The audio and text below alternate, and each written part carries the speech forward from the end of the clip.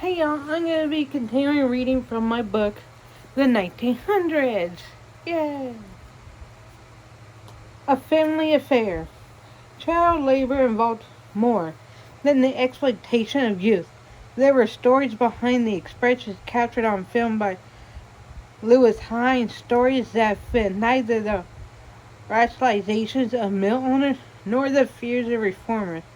Mill work was a source of pride as well as pain, of fun as much as suffering, and children made choices, however hedged about by their parents' authority and their bosses' power.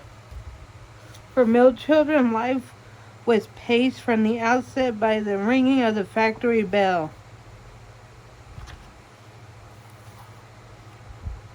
Working women who often had to return to their jobs within a few weeks of childbirth adapted their nursing schedule to breaks in the workday.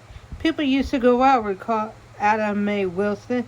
They didn't have bottle babies like they do now. They nursed the breast. A lot healthier children. You'd come out at 9 o'clock and then at 12 you'd come home for lunch. And then at 3 they let you come back and then you'd be off at 6. If labor was scarce, a woman who had neither relatives nor older children at home might take her baby to the mill. Jessie Lee Carter had a neighbor with a nursing baby who would take a quilt and lay that baby in her roping box while she worked, and she'd bring her baby down and keep it in the mill all day long.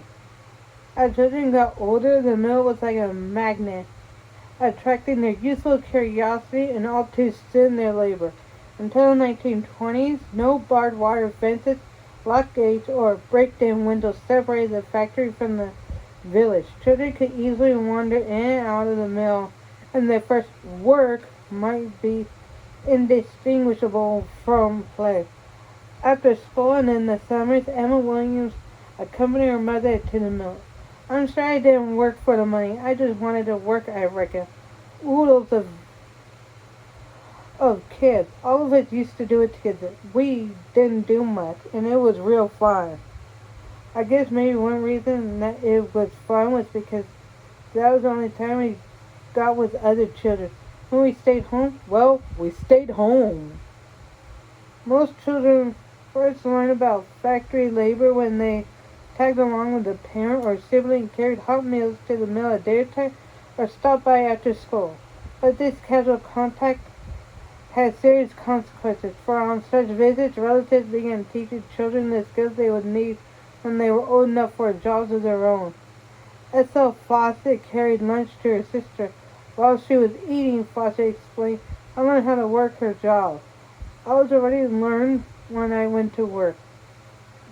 Geddes, I think that's how you say that person's first name, Dawson's father gave him specific chores during his daily visits. When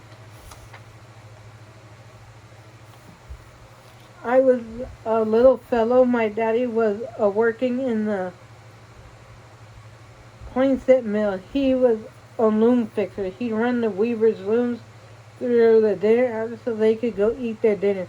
We lived about 1.25 miles from the mill, and I carried lunch every day. He'd tell me to come on in the mill, and he made me fill his batteries while he run the weavers' looms. And I was just a little fellow. See, I knew a whole lot about the mill before I even went in one. Helping, then, was a family affair, a form of apprenticeship by which basic skills and habits are transmitted to each new generation. But helping was also a vital part of the family economy and the mill labor system. A child's help could increase a parent's or older siblings' piecework earnings or simply relieve the strain keeping up production. An Englishman who reported on the American textile industry visited a mill in South Carolina where weavers who had their sons or little brothers helping could take on 2 additional looms.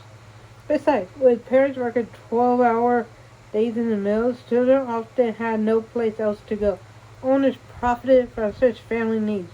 Early child labor legislation in the Carolinas only prohibited employing children under certain ages so owners could stay within the letter of the law by permitting or suffering underage children to help. A story related by a federal investigator in Georgia illustrated the system's coercive potential. A woman reported that her little daughter, 10 years old, worked every day helping her sisters. The child quit for a while, but the overseer said to the mother, "Bring her in. The two girls cannot tend those missions without her." The mother asked that the child be given work by herself, but the overseer replied that the law would not permit it. Please comment, rate, and subscribe down below. And ring that bell notification so that you can know when I upload my videos, okay? And if you're on TikTok, please like and follow me, okay? And I'm selling stuff on eBay and Mercari. So if you want my username for those, please comment down below and ask me, okay? Bye.